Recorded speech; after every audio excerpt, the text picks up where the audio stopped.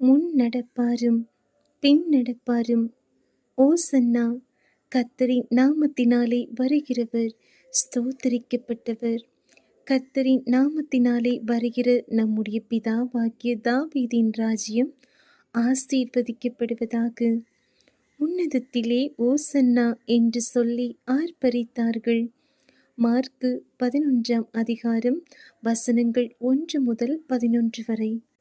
அவர்கள் எருசலேமுக்கு சமீபமாய் சேர்ந்து ஒலிவமலைக்கு அருகான பெத்பகே பெத்தானியா என்னும் ஊர்களுக்கு வந்தபோது அவர் தம்முடைய சீஷரில் 2 பேரை நோக்கி, உங்களுக்கு எதிரே இருக்கிற கிராமத்துக்கு போங்கள். அதில் பிரவேசித்தவுடனே மனுஷர் ஒருவரும் ஒரு காலம் ஏறியிராத ஒரு கழுதை குட்டி கட்டியிருக்க காண்பீர்கள். அதை அவிழ்த்து கொண்டு வாருங்கள். ஏன் இப்படி செய்கிறீர்கள் என்று ஒருவன் உங்களிடத்தில் கேட்டால், இது ஆண்டவருக்கு வேண்டுமென்று சொல்லுங்கள். உடனே அதை இவ்விடத்திற்கு அனுப்பிவிடுவான் என்று சொல்லி அவர்களை அனுப்பினார். அவர்கள் போய் வெளியே இருவழிச் சந்தியில் ஒரு வாசலருகே கட்டியிருந்த ஒரு குட்டியை கண்டு அதை அவிழ்த்தார்கள்.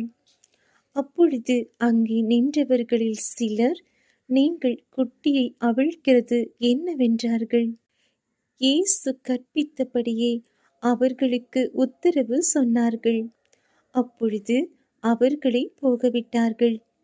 அவர்கள் அந்த குட்டியை இயேசுவினிடத்தில் கொண்டு வந்து அதின் மேல் தங்கள் வஸ்திரங்களை போட்டார்கள்.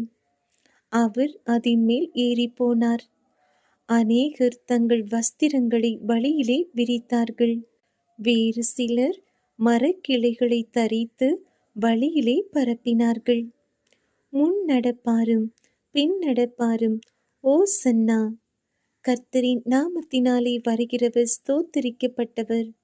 கர்த்தரின் நாமத்தினாலே வருகிற நம்முடைய பிதாவாகிய தாவீதின் ராஜ்யம் ஆசீர்வதிக்கப்படுவதாக. உன்னதத்திலே ஓசன்னா என்று சொல்லி ஆர்ப்பரித்தார்கள். அப்பொழுது இயேசு எருசலேமுக்கு வந்து தேவாலயத்தில் பிரவேசித்து எல்லாவற்றையும் சுற்றி பார்த்து சாயங்காலமான போது 12 கூட பெத்தானியாவுக்கு போனார்.